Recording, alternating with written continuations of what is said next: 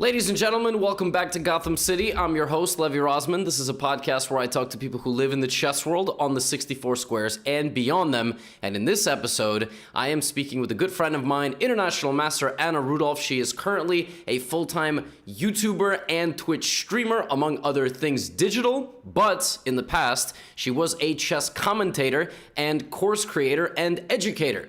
Anna has done everything in the world of chess, from competing on an Olympic team to actually doing commentary on the World Chess Championship match alongside Judith Polgar. I hope you enjoyed the conversation. Hi, Anna. How are you? I'm good. It's been a while, Levy. We used to see each other every day. We would get bored of each other's company, but I no longer host shows with you. I'm missing the company, actually. I would have never thought I would say it. Like, because it's me or because it was such a terrible job? I think we were a good team. We were a good team. In hindsight, I think we were a good team. You taught me how to trash talk, so I learned a lot from you. No, but in all seriousness, it was great to be hosting the Champions Tour coverage with you and the charity shows on Hikaru's channel. It was our monthly gig, and we no longer have that regularity because we all do our own things now.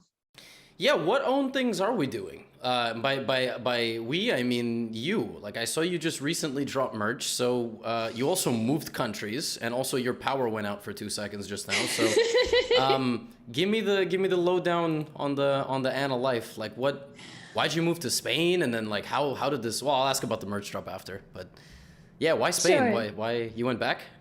Yeah, I lived in Spain before the pandemic, as some of you guys know if you followed me for a while. I love Spain. It's such a great country. It's nice and warm and people are friendly and it's chill. I love the culture here, the food. And then I was still living in Spain when I met Kevin, but obviously we started dating. So I started traveling more and more to Ireland. And when the pandemic hit, I was like partially living at his place in Ireland, but never fully moved. I was still renting a place in Spain. But suddenly there's the pandemic. I can no longer return to Spain. I have all my stuff at that apartment, and yet I cannot fly to Spain. So I was stuck in Ireland.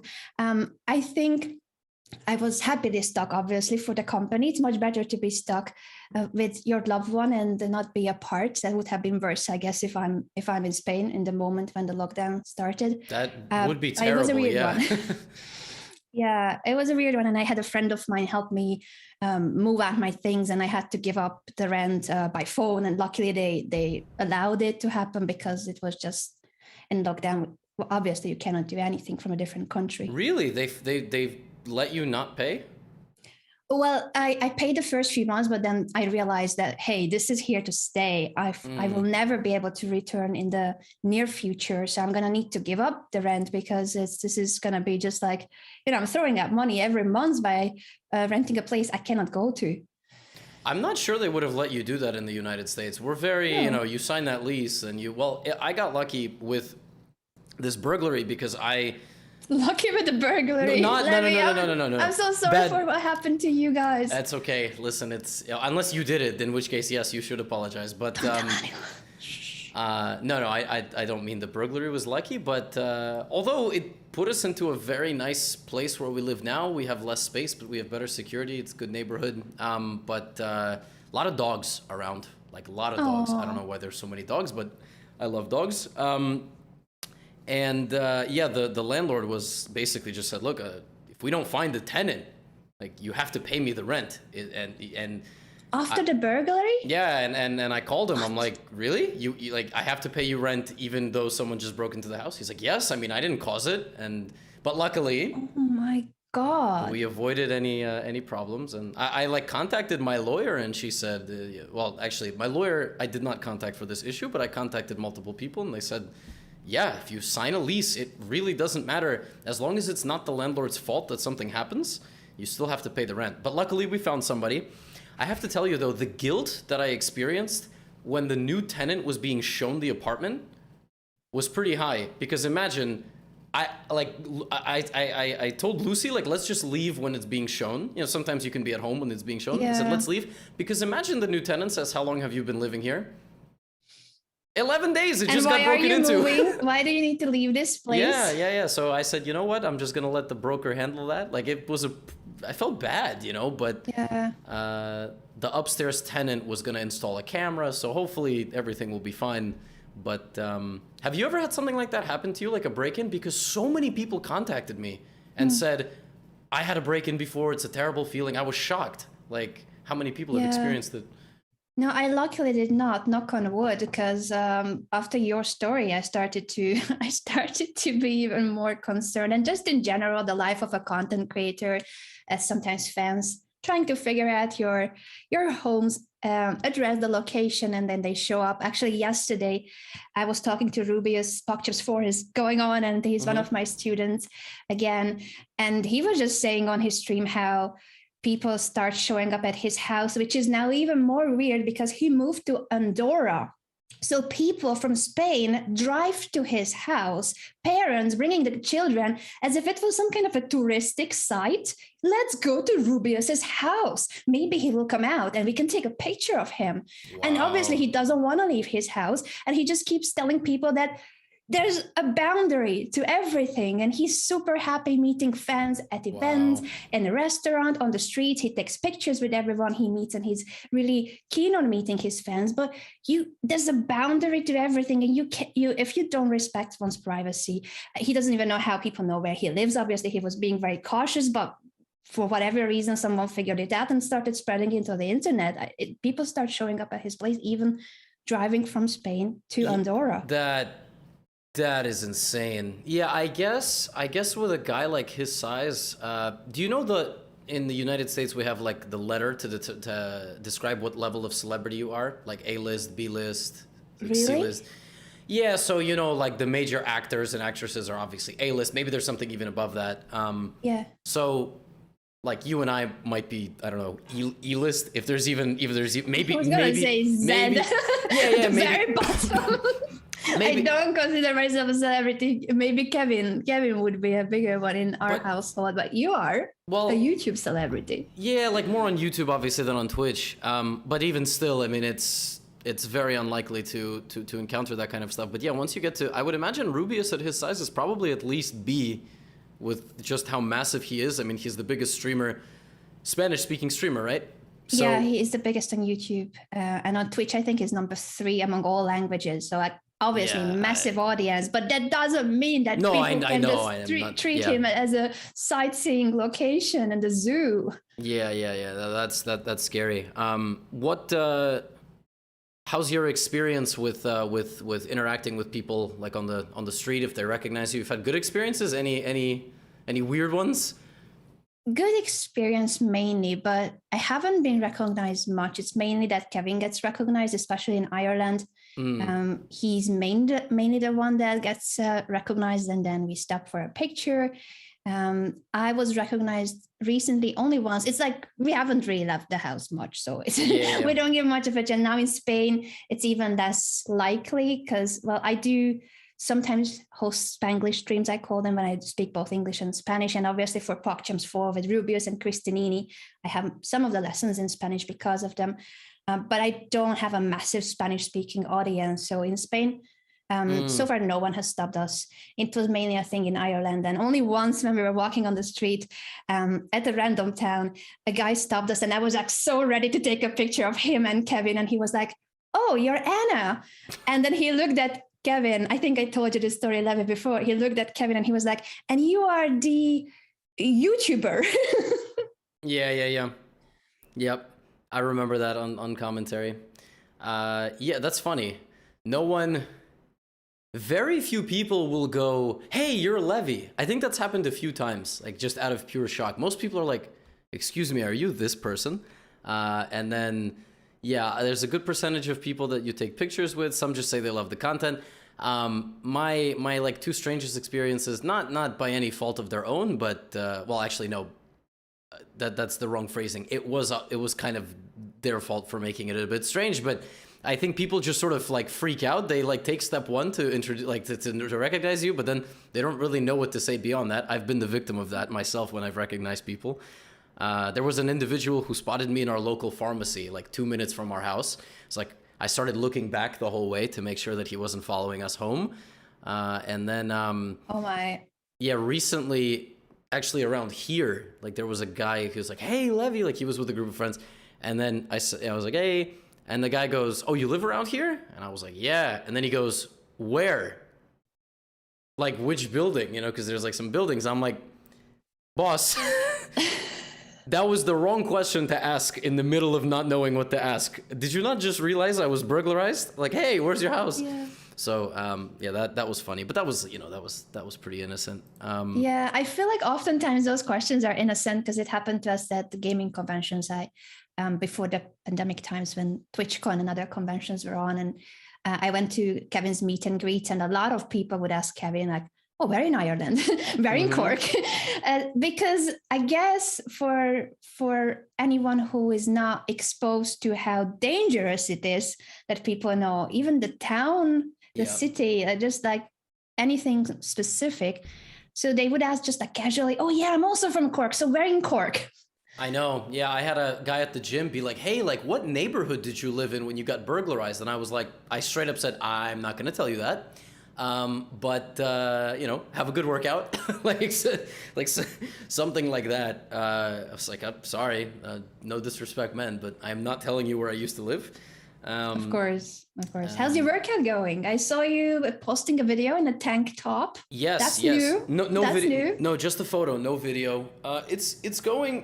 It's going well. The past few days I haven't gone because I commute to the gym. Like I'll take a bike ride, and on the weekends it just closes at 7 p.m. and that really shortens the day, because the weekend you try to enjoy, and all of a sudden it's 3 p.m. and you're really sleepy. So when are you gonna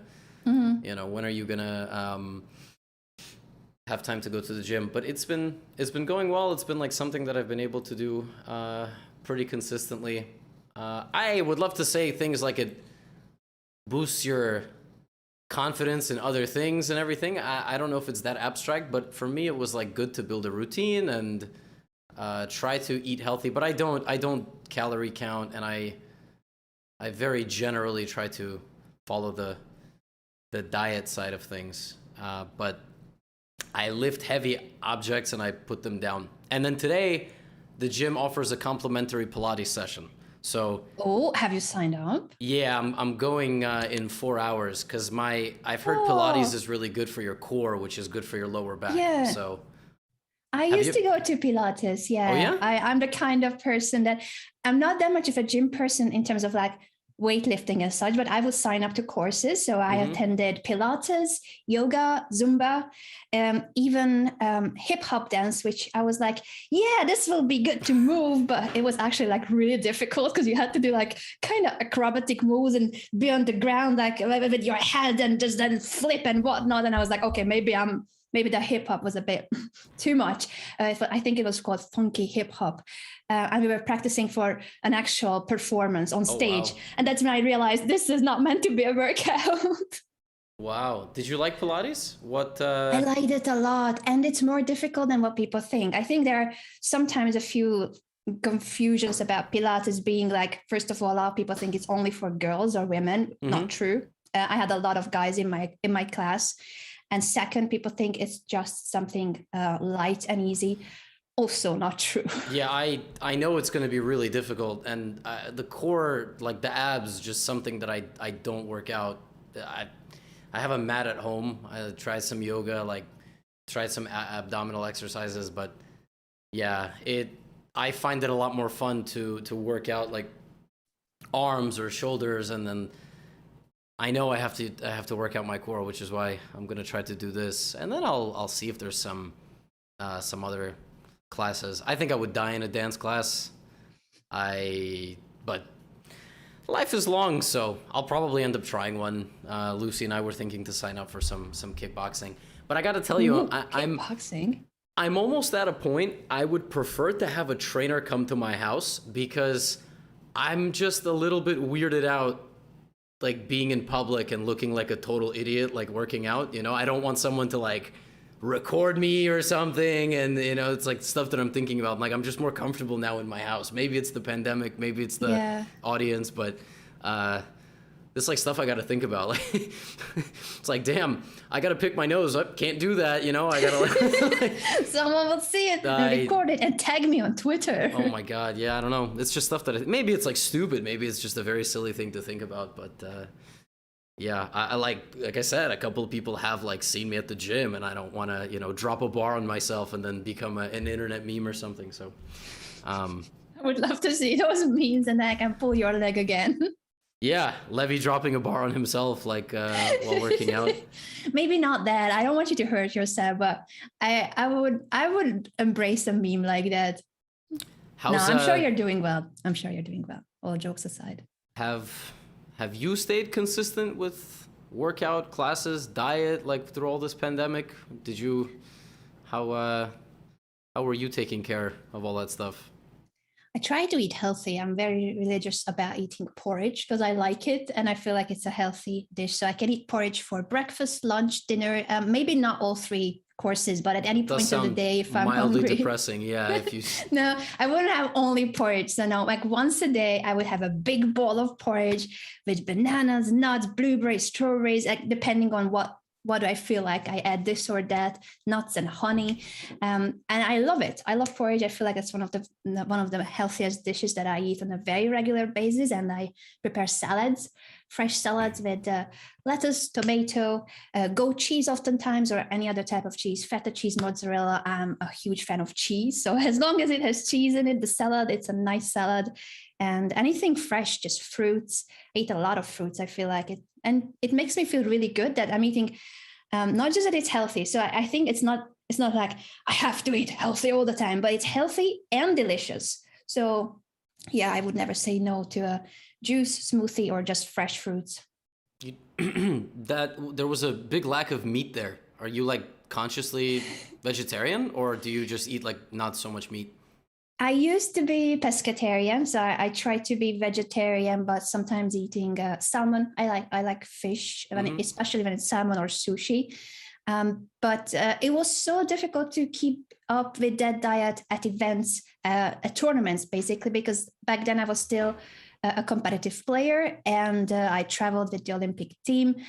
I think it was the Istanbul Chess Olympiad where I was still a pescatarian. Oh, that's crazy! I would look at, wow. It was just like, do you know how these events work? That especially a chess Olympiad is about 3 weeks long. You're staying at the same hotel every day, the same restaurant. It's not like you can order a la carte, but you are given a buffet choice. Mm-hmm. So the buffet would have plenty of choices for someone who eats everything. But if you don't eat meat or fish or no gluten, or just if you are allergic to something, then suddenly the options are very limited. So at the Istanbul Chess Olympiad, I started experiencing how not every country or every buffet of any restaurant is ready for those kind of specific diets. It was the same fish every day with the same rice or same pasta. And I just really wanted to eat healthy, but instead of healthy, it was just the same thing, and just getting really bored of it and not feeling like it's good for my body. I was very disappointed. There was not much fresh fruits or fresh vegetables, just the same fried fish. And for me, I guess I was lucky that at least I ate fish back then, because I don't know what an actual vegetarian would have done there. Are you vegetarian now, or did you? No. I stopped, I think after a year and a half. So I eat mainly chicken sometimes, but I'm not like huge on meat. It's not that I don't want to eat it. I think I eat very light and super often. I eat a lot. I love food, but I don't feel like eating many kind of on the heavy side of meals. When I feel like a big steak, sometimes, maybe very, very rarely, because I like steaks. I like meat, but I feel like on a daily basis, I just prefer things that are fresher and lighter. I guess just to not feel that like full and sleepy, because I want to keep being active and get back to my stream and do this for the video edits and just, feel productive. Yeah, that sleepy feeling, I definitely know, but it's true, like I'll eat meat and I'll eat a big meal and I'll feel very sleepy, like food coma. But I probably also have other lifestyle choices that aren't the best, like sleep, for example. maybe 6 to 7 hours instead of 8 or 9 consistently. Probably checking my phone too much before I go to sleep. But I have definitely noticed I'll order a big platter of food and I'll eat like 20% of it, let's say, and I'm full. Yeah. I'm happy. But if you just keep sitting me there, I will just slowly keep eating it.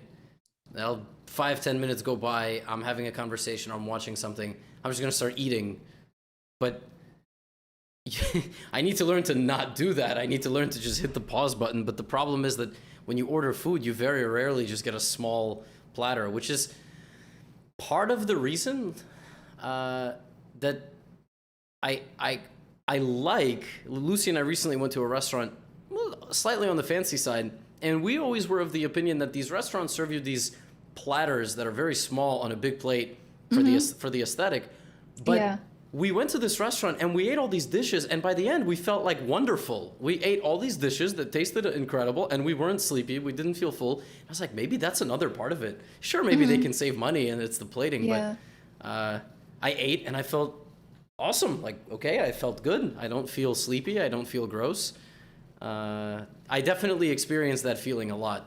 And I don't exactly know how to combat it, because some siesta. Spain has already invented the solution. I just can't. I even before the pandemic, when I consistently lived 10 years in a row in Spain, I was like, I can't. I need to be extremely exhausted. If I slept like 3 hours the previous 2 nights, then I'm like, okay, maybe today I should take a nap, because I'm just like overworking my body, my mind. I can no longer put together a sentence. I'm on zombie mode, then I would take a nap. But I'm not as like regular naps. No, because I feel like I need to be working during the day. I need to be active. Do you sleep a lot? I try to sleep at least 7 hours. I don't always manage, but I try. Do you drink caffeine? I used to be just a tea person and G Fuel. Obviously, G Fuel. Mutually sponsored G Fuel podcast episode. Yay. No, I actually love this shaker, and everyone knows that the big shaker, my G Fuel big shaker, is for water. The medium-sized one is for the G Fuel hydration formula or energy formula, depending on which part of the day. And I have a third one that's like a Twitch together with G Fuel purple shaker. I drink hot beverages from that. So that in Ireland was my tea shaker. But here in Spain, we started having iced coffee, and it's really nice. So I just drink iced coffee because it tastes good. And it replaced the tea in the morning, because hot tea in a very hot weather, it's not the same. Yeah, I love iced coffee, but I'm getting to the point where these cafes are just scamming the hell out of you. I mean, they give you like 80% ice, some coffee, and... Yeah, no, we make our own iced coffee. I recommend it. Oh, okay. Yeah, I make my own coffee. So I have like a cup here, and I use an AeroPress, the thing where you pour it in and then you press it down with your hand. And it's cool. It's not a French press, it's an AeroPress. And it makes... I don't know if it's good or not, but I've started to learn more about the coffee industry and how in the United States, if they make the beans and then they ship them to the supermarkets, they will not tell the supermarket, well, some do, when the beans got roasted. But what they do when they send it to the supermarket is they will say, it's best by, they say like best used by this date, at least here. And you don't know when it was made, because you also don't know the lifespan. Maybe it's like a 6-month lifespan. So it's very difficult. Like if you go to the store now, August 30th, there might be beans that were roasted in June or May that are still on the shelf. And if you're like a coffee perfectionist, then you don't like that. So I was able to find some the same day, but it gave me some ideas. Like these stores just have this inventory that, is like months old. Maybe there's a way to fix that somehow. But, Anna, as gatekeepy as the chess community is, the coffee community, oh is my it God. Even more? I Tell think me it's about worse. it. I think it's bad. Like, the learning curve for coffee is excruciating. I was Googling for hours, the different machines, the different methods, the different like machines to grind your own beans at home, the different machines to make the coffee. I was going on Twitter and posting, and people were fighting wars in the comments about, the best kind of roast and everything, and the best kind of, and I'm sitting there like, man, I thought chess was a problem. Yeah, coffee is crazy. I didn't know. I didn't know that it's something that other communities have too.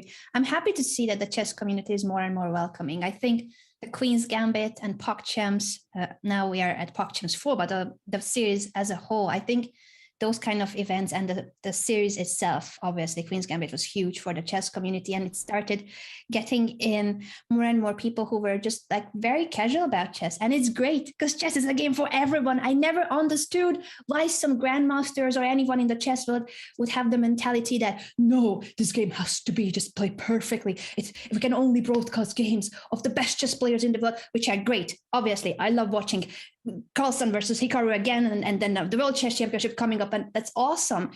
And the Gotham Chess recaps. But other than that, there's room for everybody. People don't need to play perfect chess. Sometimes it's even more exciting when the game goes up and down, the evaluation bar is dancing, and it really is a game that anyone can play at any age, any cultural, financial background. Doesn't matter the language you speak. It's such an inclusive game. It should be welcoming everybody and not dividing people. So I never understood when some of the chess community members or grandmasters would speak up and talk BS about people who may not have a rating of 2000 or above. Amen to that. You were pretty deep in the chess world compared to someone like myself. I never played a tournament abroad until... That is crazy. Like, I still don't believe it. Because we have the same title, and you probably will go way beyond because you have a chance to get a grandmaster norm. I don't. We'll see about that. But for now, yeah, I grew up in a household where I wasn't really pushed toward the game. It was sort of like, oh, this is our kid, and this is like his thing, and we don't know much about it, but we'll support him when we can. But my dad was chiefly responsible for a lot of my chess traveling and tournaments and everything, compared to my mom. But yeah, like World Youth was not a thing. I never went to a World Youth Chess Championship, and I wasn't good enough to go to, obviously, Olympiad, because we had players in the country who were already grandmasters and very strong ones in the States. So I played my first international tournament in like Barbados. I don't even know, maybe 5-6 years ago. And it was just a very small invitational. And then I played a tournament in the Czech Republic, which I didn't even get to finish because I got sick. So... Oh, no. Yeah, maybe I'll play another tournament internationally at some point. But you are quite embedded in the chess world, because before all this online stuff, you were an Olympiad player. So how do you look back on your playing career and all the traveling that you did and the tournaments? And you talk about the community not necessarily being the nicest, particularly to women. So what was that experience like growing up, playing all those Olympiads? And I'm very curious because I don't really know. Like the podcast version, I don't even know the stream version when we talk during commentary, but I don't know the serious talk version of it either.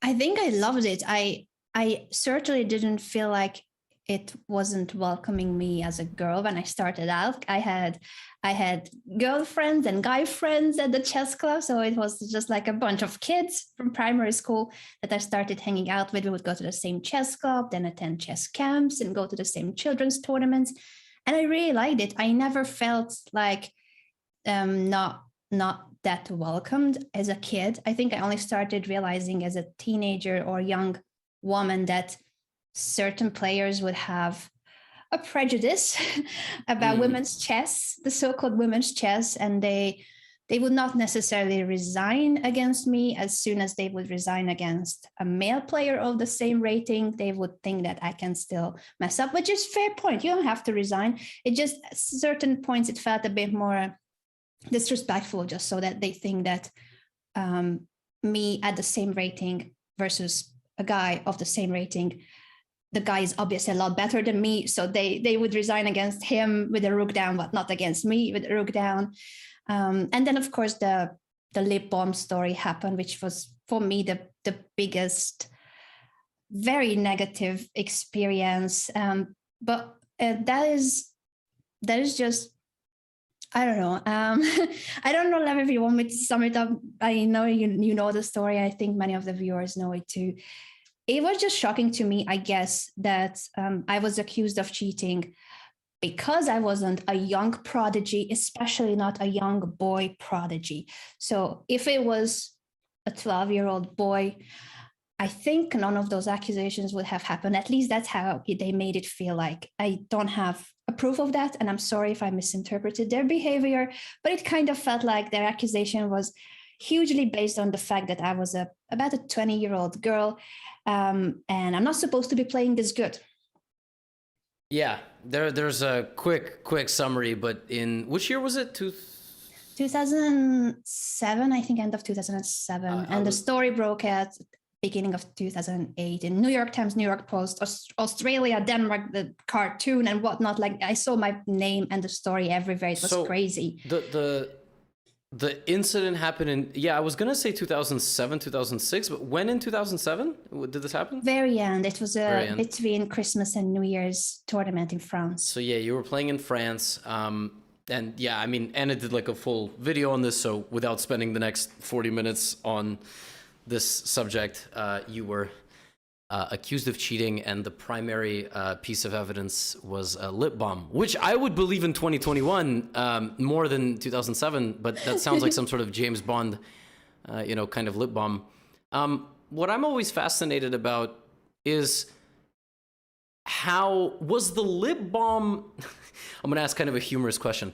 When they accused you, was the lip balm like the immediate piece of evidence cited, or was it like, we don't know how she's doing it, so check the lip balm because we're sort of out of ideas? Was it like one of those things, or was it like, it's the lip balm, it has to be the lip balm, or it's like, we have no clue, but she's definitely cheating, so look at her lip balm? Like, what was the logic there? Because aren't they chess players? Aren't they supposed to be smart? Yes. So I think maybe at the start they didn't know the method, and they were also guessing which engine I'm using, because first they said it was this engine and then they said it was that engine. The shorter version of how they did the whole process of accusing me is that after 4 rounds, because I was leading the tournament, I beat the strongest opponent of my life at that tournament. It was the best performance of my life, but because it was the best performance of my life, these 3 gentlemen thought that I couldn't be playing on my own. I must have had some kind of help, some kind of assistance. I was on my own at the tournament. It was my own chess club that organized it. I played for that French team for years. But because the only object I had with me always was the lip balm, I think they just ended up coming up with the conclusion that it has to be the device, because that was the only thing that was always on me. Nowadays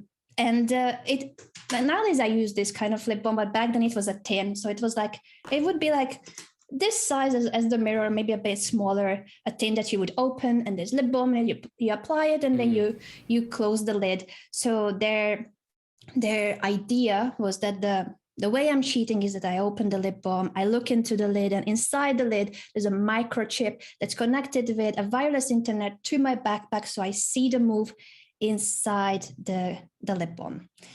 Yeah. I thought it was a joke. I wish it was a joke, but no, they actually meant it. So yeah, that just blows my mind.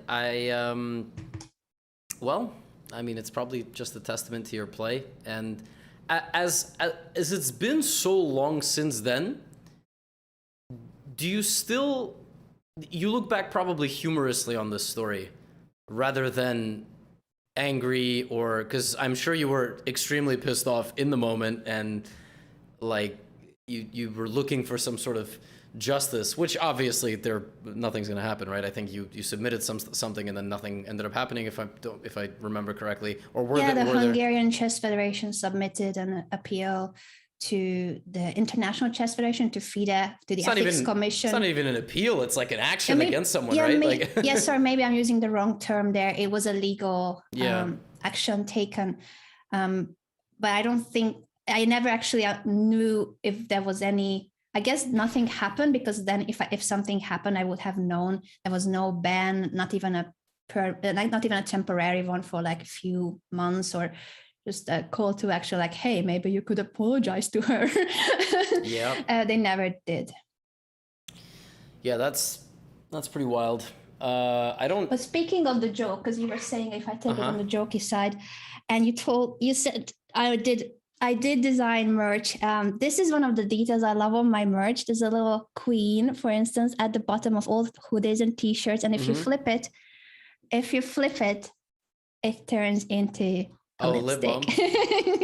Yeah. Nowadays it's more of a lipstick, the meme. So every time I'm streaming and I'm like, oh, I need more brain cells, and then I'm just like, I start applying lipstick on stream, and like, I need to be sharp in the next game, and then start painting my lips. It has become a huge meme in my community, and we try to embrace it.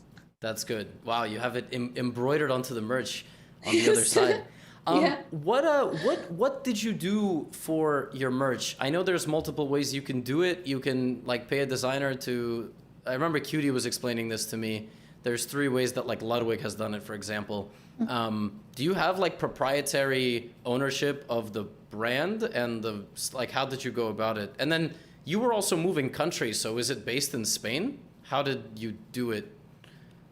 It's a British company I'm working with, based in the UK. Kevin was already working with them, so it was easier for me to know that yes, this is the right match for me. Because earlier I had a merch. Back then I thought I'm making merch, but anyone can print their images. I printed one of my emotes on a Streamlabs merch. So Streamlabs is one of the tools for streamers, and they make it very easy for people to just do a print-on-demand merch.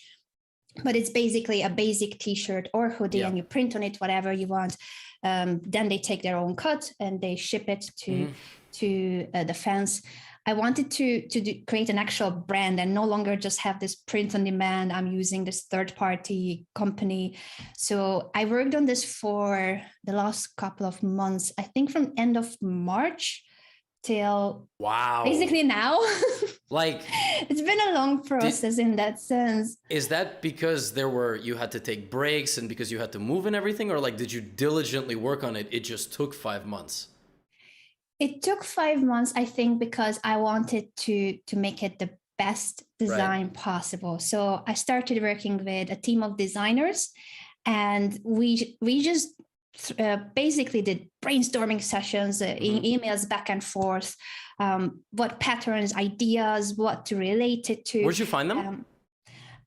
So basically, because Kevin was already working with them, I knew that this is a good company. If you want me to maybe put you in touch with them, I certainly recommend them. I don't know how's it for you though, if they are shipping from the UK. Maybe you need a similar company in the States. Don't worry, this is not like a personal. A little bit. I'm kind of curious about what the process is like, but merch is. I frequently feel that 24 hours in a day is not enough, and if I added merchandise on top of this, I might jump off my roof. So with like a parachute, but it's that's something I have in mind. I would want to do it like you said, really well done, and I would probably want to go big. Like I would rent a warehouse and get it all shipped there, and then pay my little brother to package it. Yeah, yeah, I understand it. Can I show you some of the details, if you don't mind? Okay. Merch plug. Yeah, you'll have to. Also, I'll send you one, obviously. I think, do you still wear black as a color? Because I know that you started wearing the pink hoodie, the galaxy, and all that. Or I wear black. Because I thought, so what I did, some of the merch has that cartoony design, because that was my original merch back then when I made it all by myself. So we called it the classic design, but we started adding a lot of street style wear that basically is just like, they have all their explanations and such, but they created a line that's basically street style with all sorts of cool. This is an isometric cube, which is based on the chess box puzzle. And I don't even know how the designers came up with, like, there's all sorts of puzzles, trivia. They did like an amazing job of like investigating what would be interesting for me, because I told them, chess, I love puzzles, I love this and that. And then they came up with it. This is the concept deck. Anna, what do you think? And they came up with a logo for me and all that stuff. But I wanted to show you how much they focus on details. So let me just get to the wardrobe next to David Hasselhoff, because he's the guard of the merch. Okay. And for those listening on audio, you should just know that you're awesome, as Anna has just stepped away. This is just a t-shirt design, but what I wanted to show you is that it's more, I'm plugging out my earphones. Wait a second. I'm back. That they basically design an entire brand around you, and it's more than merch in a sense that it becomes your own clothing line. So they all come with my own tag, with the design, the logo. Again, the lipstick is everywhere, all sorts of references. It is branded in every possible way, in the t-shirts, in the hoodies, and what I said about the details too, just that all of the clothing lines have these hidden details, but also the mugs and coasters, which is coming soon as well. It's just an entire concept, and around the concept they build all sorts of items, but very personalized and at the same time super wearable and very good quality. Did you need to make a company to? I didn't know. No? So the company itself, the designer company, is the one through which I have my sales. I know that some streamers or content creators would basically have their own stock so that they are shipping it. I didn't want to have to be the person that sends it, because you and we already have very limited time, and that would require another person. I think for Rubius, it's his mom who is handling it. So I do think you need another person that can be fully in charge, because that's another full-time job to deal with the orders, to ship it, keep an eye on the printing, which one needs to come out next and such. So does the company then own the logo rights? Like, if you wanted to go use that logo and do something else with it outside of this company that just made it for you, they own it, right? Like, it's there because they made it for you? Is that how it would work? Yeah, okay. With these designs, yes. But for instance, the classic design is based on my Twitch emote. So it was more like chess.com letting me use it initially as my old merch, and now they let me have it as part of the new designs, because they redesigned what used to be my only design. Got you. If it's not like too intrusive, I'm curious what how does it work in terms of the split of like the cost of one of those things? Is it 50-50, or is it better than that for you, or is it worse because you have to pay like the designers, or is the designer fee separate? How does that? I wish I remembered. I can look it up for you. I'm totally happy telling you, but I was just thinking, I had the discussion with them back in April, and ever since I've only been focusing on the actual designs and what we're putting out. I was happy, yes. And I was also happy that we made it very affordable and with the shipping rates super low, because a lot of times what happens with merch is that first of all, the price, it's $50 and above for anything you want to buy. Not in my store. And then when you go to the actual checkout, so you finally decided, okay, I'm going to spend this much on this item. You go to the checkout and they add another $30 minimum for shipping. And that's not cool with me. So we made a conscious effort on keeping the price of the items as low as possible for good quality, obviously. But the shipping on top of it is basically the lowest rate possible that there's for international shipping. Wow, $30 more. That is crazy. I know that this bad stereotype with like creators dropping merch is they will put a tiny little thing on a hoodie, charge $75, and then that's sort of the meme. So my logic was that if I ever make a hoodie, the design that I create onto it will be very nice, and if I ever have the audacity to charge $75, it'll be like the best and most comfortable hoodie you have ever worn in your life. But that's hard to promise. That's the thing, because I feel like with a lot of those creators who do end up selling them at a very high price and Yep. not even that good quality. So if you're paying for the quality, fair enough. And with the t-shirts and hoodies I have, we are using a very good base. So that already has a price on it. And then the margin is not really big in comparison to like how much the material is costing you. But if it's just some mediocre material sold super pricey just because it has this or that creator's name on it, I feel like that's outrageous also for the fact that some of the creators tend to forget that they have made it to where they are because of their community, because of their fans, and their fans are not in the same financial situation as them as creators. So they were made by that fan base, by that community, and now they are overcharging them for something that for an average person is not that accessible. So it is just bad in both ways, in my opinion. Yeah, that's fair. That's fair. And it has now inspired me that I will do my merch through Balenciaga, and I will charge my subscribers $800 for a t-shirt.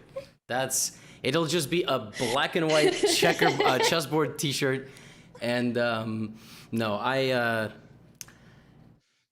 that is a thing. I think I was reading somewhere that Kanye, who is worth like, billions of dollars, whenever you go to a concert or like a show, a theater performance, all the merchandise at the store is like crappy. You don't really think, you don't buy it the same way that if you ever travel to like a chess nationals here in the United States, you're not going to buy a commemorative t-shirt. Like very few people will, because it's like, you're going to throw it out in like a year or two.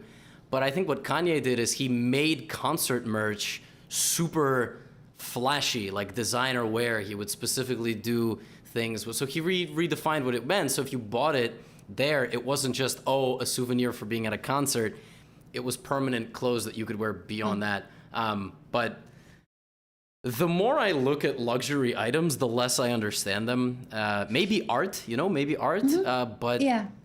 why are people buying watches that are $500,000? Like, it's just a level of wealth that I will never understand. Sorry to interrupt everybody, but at this point, while recording this episode, for some reason, the program actually crashed. So you're about to listen to Anna discuss moving to Spain alongside her boyfriend, Kevin. And the question that I had asked them is how difficult that process was and how that process came to be. I'm not going to interrupt again, though.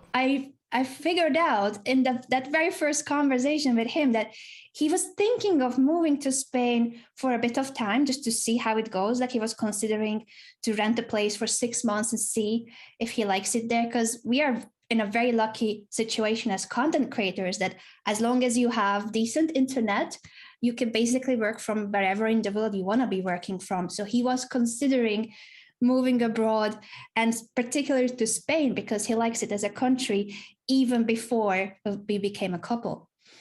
Well, then it was probably that does seem like it would be pretty easy. Did he travel a lot before moving to Spain? He traveled quite some, yes, and he lived abroad for a year, but that other country he lived in was Scotland, and it snowed in August. So I think in terms of good weather, he never actually lived in a country. Ireland is a beautiful country, super green. I love it there, but it's raining so often, and just because it's summer, it doesn't mean it's going to be warm or sunny. I think temperature-wise, I don't mind it. If anything, in Spain, the summer is extremely hot and you need the air conditioning on if you want to make it through. But the sunshine, I think that what for me was the biggest thing that I missed for that year and a half I spent in Ireland, that it's just so gray and gloomy and the sun barely shows. Yeah, I want to move to Los Angeles literally for one reason. And it's that if you ever go to the weather forecast for LA, like for example, I will go right now to Los Angeles. So the weather is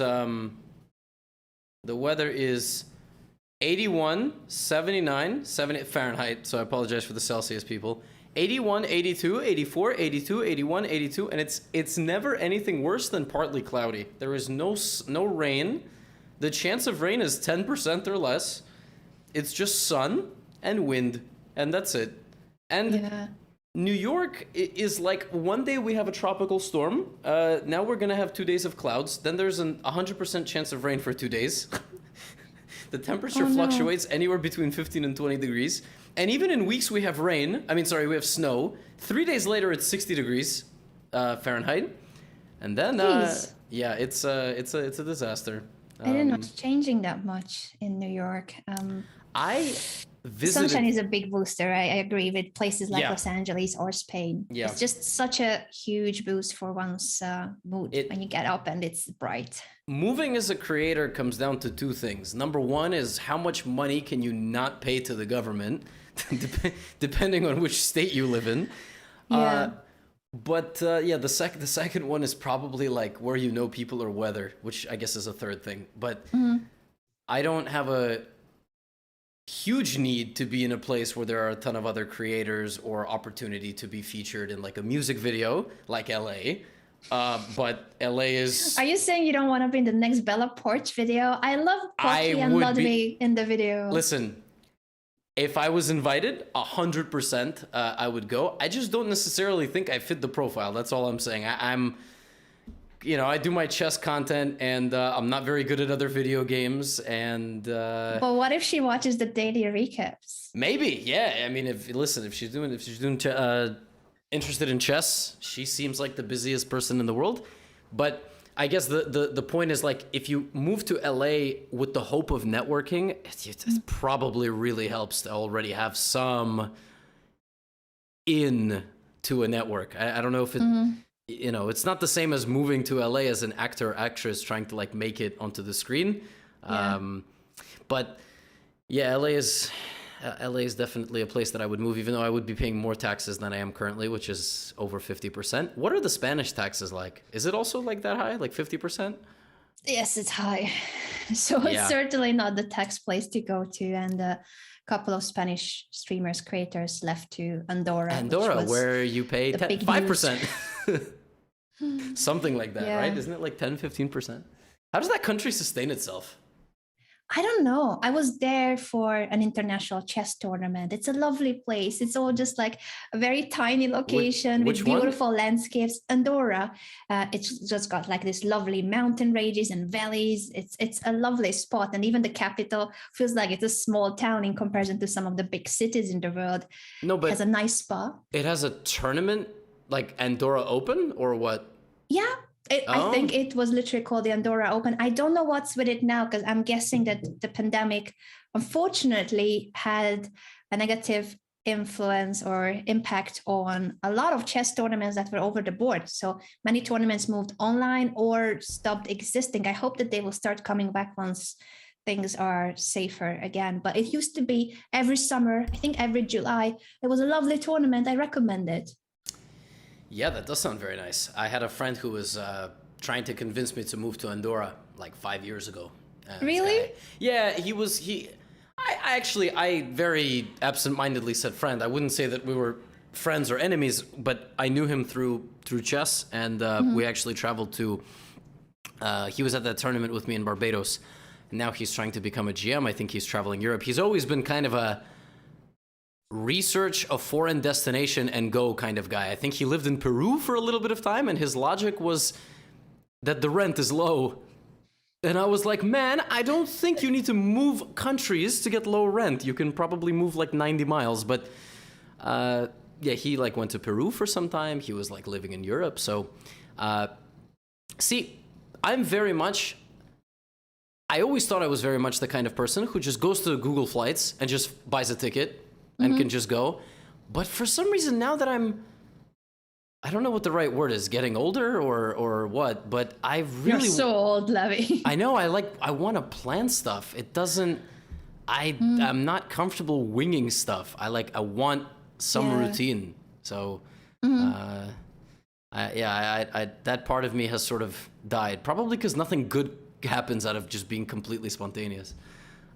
But speaking of older times when there was no pandemic, you traveled a lot. You traveled a lot for tournaments. How many countries would you hit a year?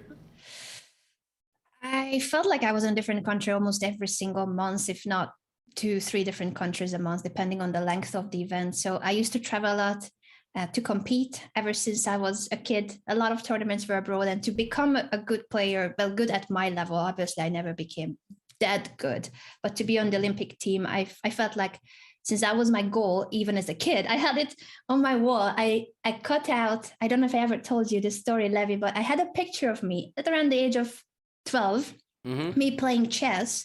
And because my goal was to be on the Olympic team, I cut out the emblem of the Olympic team from a box of vitamins, because they were the sponsor of the Olympic team. So I cut out the emblem, I glued it onto my picture, and I had it on my wall in my bedroom for years. Wow. That was the picture I looked at every day. And next to it, I also had a little note. I would write there the titles. I would write first Woman International Master. Then I swapped it for Woman Grandmaster. Then I swapped it for IM. Never swapped it for GM. I think I should have been maybe a bit more competitive and try to keep going for that. I think I never felt like I would be strong enough. I would get to the GM title. But until then, that picture for the 12-year-old Anna, I think it helped a lot to keep me motivated and train also when I didn't feel like, especially as a kid, when you could go outside and play ball games or do this or that. And instead I was like, no, I need to do my chess homework, or no, I need to go to my trainer. Now I have this chess lesson. And it kept me going that I had this goal that I wanted to be on the Olympic team. And it meant a lot of traveling, to go to international tournaments and keep trying to do my best at international opens. I traveled a lot, mainly in Europe, but then some of the tournaments that you go to are just like China. We went to China the same year where the Summer Olympics were there. We had our accommodation in the Olympic Village. I was like, maybe this was the room of Michael Phelps. I'm feeling great. It's like just the exact same location. Indeed, the hotels were right next to the Bird's Nest, the stadium they had for the Olympic Games that year. That was the World Mind Sports Game, organized just a few months after the Summer Olympics. So chess made me travel to places that I don't think I would have been able to visit: Singapore, Chile, Mexico, the States a couple of times, and almost every country of Europe. I went to China. Traveling. I went to China for chess. Oh, yeah. But wait, you were like in a remote location, weren't you? I remember this. Yeah, they sent me to Weifang, China, which back then, if you went on Wikipedia, actually, I'm curious, if you go on Wikipedia now, what do you see? Weifang, China, Wikipedia. But basically, the history section had nothing. Like, it was just this brand new, I'm clicking history. Yeah, it still has nothing. In 750 BC, a king declared Weifang as his capital. His son grew it to 600 people. In 100 BC, it grew to 10,000. By 1950, the population was 1 million. And by 2019, the population had skyrocketed to 10 million. That's it. It's just this population growth. And so it's a city 2 hours west of Qingdao, which is a coastal city in like the northwest, if that's accurate. Kind of northwest, like more in the middle than all the way to the west. But there is like nothing there. It's known for kite flying, and apparently the military around there does exercises. So they changed my airport. Like, I was supposed to fly into a certain airport, and because the military was going to be doing training there that week, we were moved to a different airport at the last minute, which was pretty wild. It's like basically coming to the United States and going to like Montana. It's the equivalent of, that's where I was in China. So I saw none of China despite being there for 19 days, which is sort of upsetting, but I will be back, hopefully in the future. You still can become a grandmaster. That's a huge difference between Levy and me. I'm very retired. Anna, I'm very retired. Why? What happened? Did you just discover that being a commentator and a teacher made money and playing didn't? What was your reason for not pursuing it? People always think, if they make assumptions, a lot of people are like, oh, because she must be making more money. And whatever decision I take, whether it's for streaming, whether it's for competing, a lot of people are just like, it must be the money. And whenever I read those comments, I'm like, money to me is the least of priorities. Obviously, you need to make a living. So obviously you need to earn a living. But other than that, I would always choose, if I had to pick between two options of like, Anna, do you want this job for this money? And then you do this, or do you want your current job for this money? I take this because I'm happy doing what I'm doing. The more money wouldn't make me feel happier, more fulfilled, more accomplished. It would be just a bigger number on a bank account, which I genuinely couldn't care less as long as I have enough and I can save and I can sometimes travel.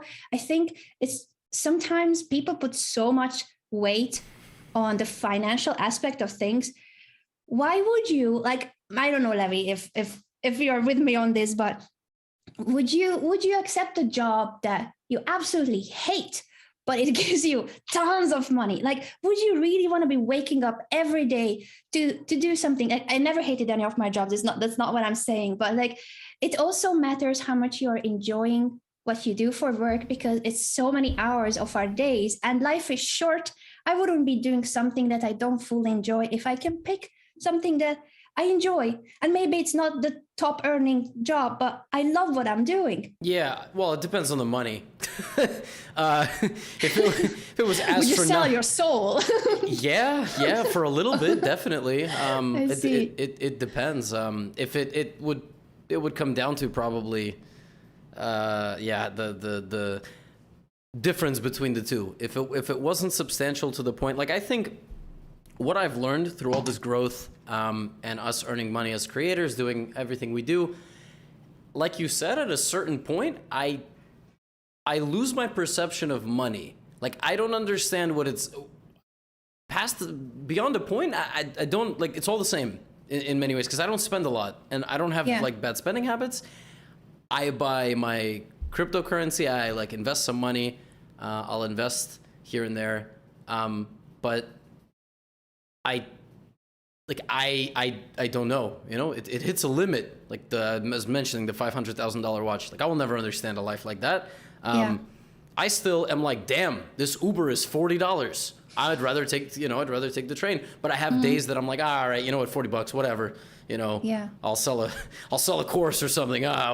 But I don't love spending tons of money. I just want to pay rent, make investments, like cover the cost of living, and if we want to splurge a couple times a month, great. So for me, I can't really speak in like whether I would take something or not, because we have this job that we currently have. I know that some people like work in banking and they end up working 70, 80 hours a week, but in the States, like for example, that's something you end up going to school for. So you sign up for that life and then you try to get out. I've always been a big believer in work smart, not hard.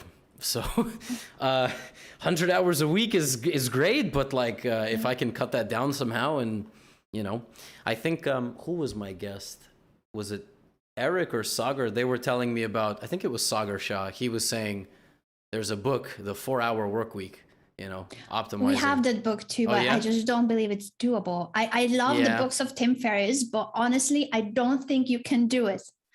Most people can't. It's like if Jay-Z published the guide to become Jay-Z. There's one Jay-Z. Like, you're not gonna make a second one.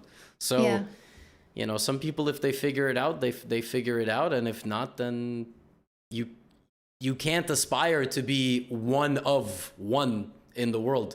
You need to aspire to be like in the next pool of people, of which there potentially are many. That's what I think. I don't know. It's different though, because I was never in a position to be like one of one. Even on the YouTube thing, okay, if I become the biggest chess YouTube channel, there were still people who like inspired that, and also people on YouTube are absolute game changers, like Mr. Beast. So that's that you can say you carved out a niche for, but I don't know. Maybe if you're trying to be the world champion of chess, you have to think I'm going to be the one of one. But for sure, and I'm sure that that small Magnus, tiny Mr. Carlson used to think that too. That you gotta believe in yourself, and you gotta have that faith that you can become the best of the best. But so many others do have it, and they don't become world champions. It's tough. That's true. Yeah, like I was talking to Sagar, I was saying like these young Indian players. Do you think they're all thinking that they're going to be world champs? And what happens if they don't get it? Like, what do you fall back on? And he kind of said they just want to do their best, and they're interested in playing the best move in the game and letting the rest kind of go. But I always wonder if the best players in the world right now, top 10, 15, if any of them deep down know they will not be the world champion. And how do you combat that when you have a player like Magnus Carlsen? So I don't know. They would never admit it. I also would never ask them that. I feel like it's a bit too much, but maybe not. Maybe I don't know what it's like to be a champion of something like chess. So I've never had that kind of mindset. I've always had I don't know. I've always had the mindset of working within my means. But did you make a conscious effort to abandon the plan to become GM? Or is it something that sort of ended up happening? Like me, when I got to IM, I had a huge adrenaline dump because I never even believed I would get that title. So when I got that title, that's it. My life goal was fulfilled. And I'm curious if it was the same for you, or like, you lost some rating after or something like that. I think it's similar for me. And that's why when I talked about the little note next to the picture, that was obvious at a later stage, but I was very motivated to get to Women Grandmaster that's the top the top title for women, and then to become an IM, because that's 100 rating points above Women Grandmaster. So I was like, yes, I can do it. I've got this. And until then, I was really ambitious and working really hard. And I think I believed that I was going to get there. But once I got the IM title and I was on the Olympic team, I no longer had a higher objective or motivation. It was more like, I want to stay on the Olympic team, because obviously every year you need to prove that you still are good enough to represent your country. And so I just kept training to maintain it. You still want to gain rating, but it's not that easy to gain rating when you're at 2400 or 23 something, close to 2400, even with my rating, because obviously for the international master title, you need to cross 2,400. My top rating written next to my name was 2393. Yeah. Then I played in 2 tournaments, and together with one tournament that was completed in Finland and the next tournament, part of it in Spain, so that the first couple of rounds, that made me cross 2,400, because back then the rating wasn't counted every month. It would be like every quarter of year. Oh, wow. I don't remember if it was, I think it was that era. But basically, because I started well that tournament in Spain, but the last couple of rounds didn't go well. It was quite a contrary. I only crossed it virtually. Yeah. And then what was written next to my name is that I lost rating at that tournament, even though I crossed it midway through. So that's another question I get a lot of times, like, wait, how can you be an IM if your top rating was 2393? Yeah. But luckily for me, for the title, it counts that during the tournament, I hit it and went above. Yeah, I think the same with Anish in 2800, right? He crossed it in the middle of the tournament. And, yes. Officially, I think that's the story. Yeah, my peak was 2431, even though officially it's 2421, because I hit my peak of 2430, and then I dropped a bunch of points. So I hit my peak, and then I dropped like 85 points or something over the next 2 months. So I also dropped immediately after getting the title. I don't know what's with that. Like, you work so hard for it, then you hit it, and then suddenly all the rating points. No, it's just a big dump of adrenaline. I think what happened for me. Even now, I'm training and I'm hopeful, and I like to play and I like to win, but I never thought I would just say it and not. And it wouldn't be a lack of self-awareness, but I legitimately don't have the time. Like right now, you have to prioritize certain things that will keep your career going and building for the future. And devoting 4 hours a day to studying opening lines just isn't it. It's just not. It's just not it. Even though I'm trying to do it. So if I do have some success, these other titled players, they really trash. That's all I gotta say. Like they got no excuses losing to me, you know. That's sort of the motivation. We have like 7-8 minutes before you have to go, so I'm curious what else is there on the agenda after now you've moved. So what does an Anna week look like? What are some future projects? Currently, it's all about PogChamps because PogChamps 4 started. I don't know when this podcast is coming out, but it started a few days ago. I think that the answer will work. I'm coaching 4 of the participants. It's again a girl squad and honorary member of the girl squad, Rubius. So I'm helping them with the preparations, giving them lessons. Also, right after our podcast recording, I'm going to record a couple of videos for them because we don't always have time on stream to prepare. So I record mini tutorials of like, hey, with the white pieces, we do this in this next match, and with the black pieces, we do this. So I'm going to prepare a couple of those videos now for my students.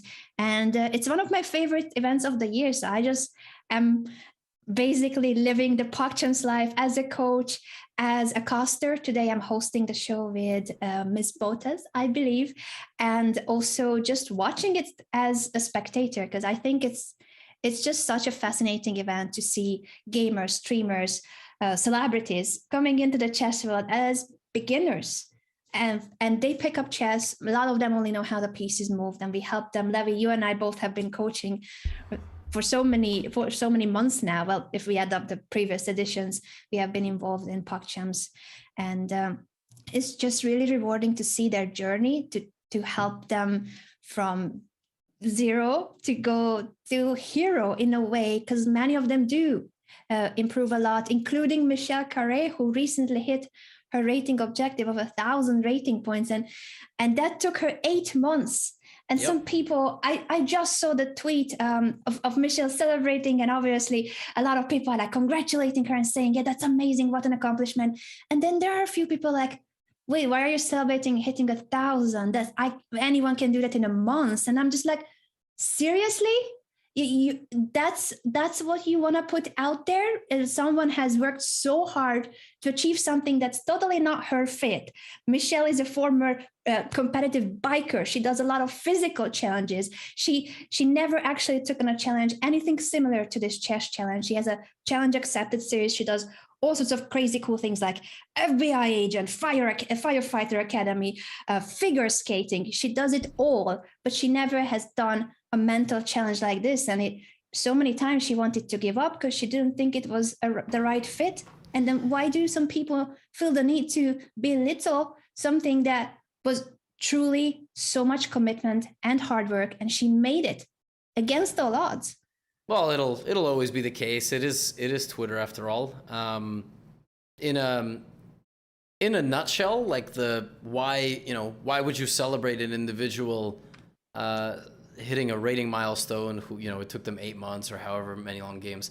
Like, if that's the point that you're making, then that's you are within your right to make that point. But it's less of a how to say it's not like she broke a world record in speedrunning getting to 1,000. It's the fact that she's dedicated probably thousands of hours to a game that she absolutely did not have to.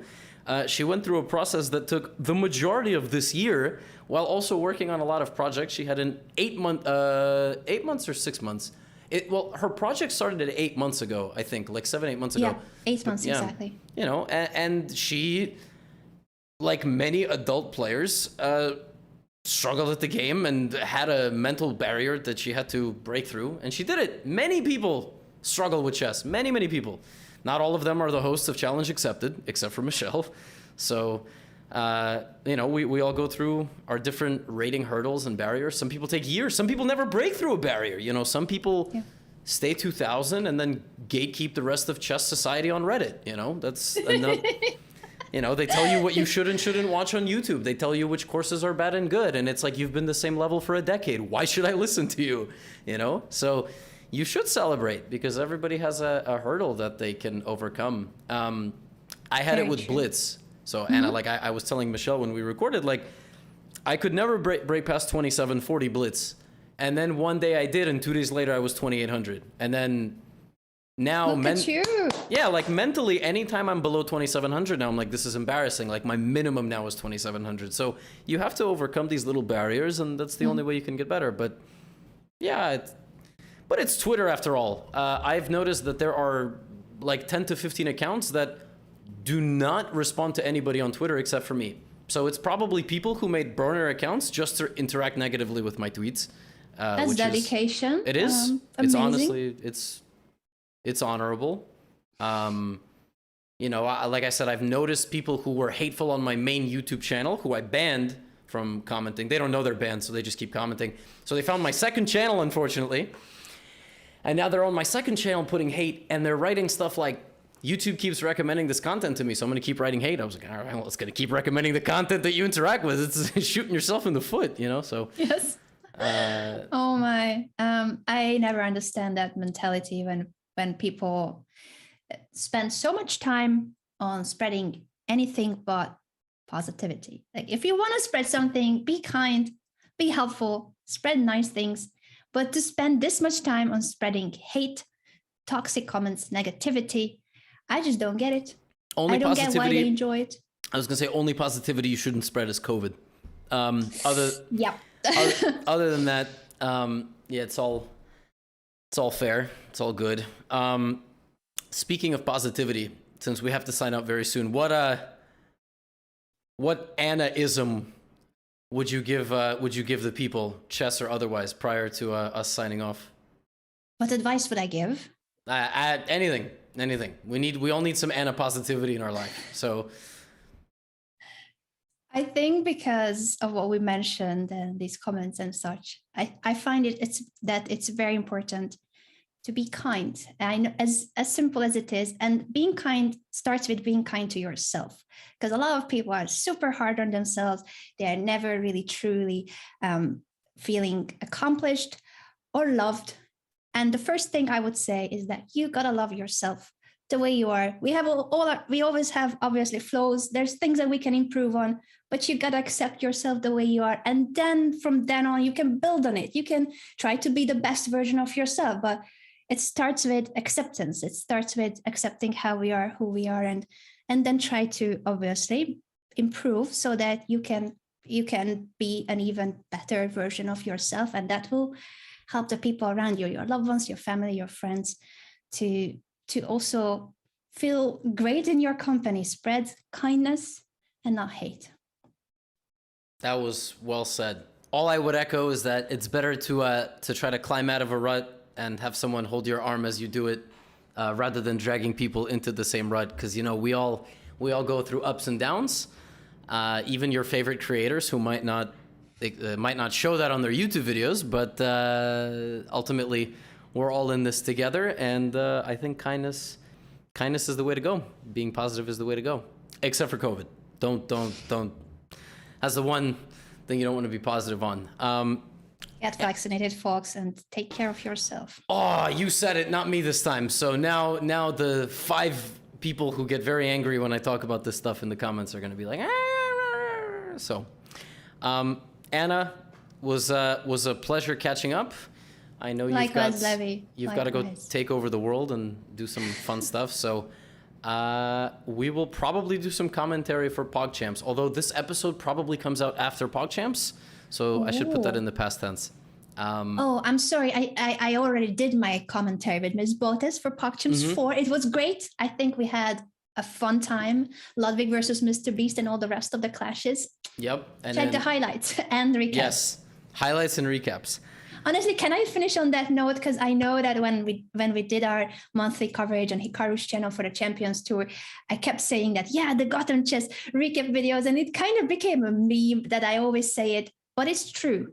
I don't have time to watch 5 hours of coverage. I would love to, but I don't have the time. Us creators create content. We don't actually have the time to consume much content. So what I do to know what's happening in the chess world, yes, I watch the Gotham Chess daily recap videos. And I'm not saying it as a plug. I no longer am hosting the shows with Levy. I miss the company.